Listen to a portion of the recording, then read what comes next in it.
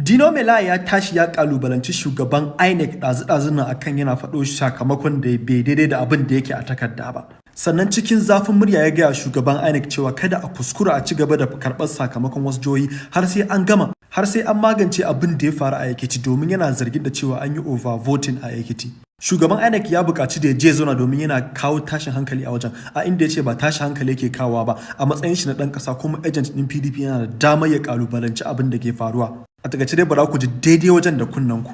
Ba za a ci gaba da You are now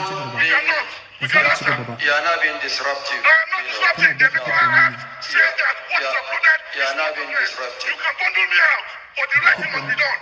I'm a party agent. You are now being disruptive of the process. I am not being disruptive. I'm asking what is uploaded is Next, after the presentation, then we come back to the issues you've raised. Let's take the next step. I am saying that let him declare that what is uploaded is what he's going to present.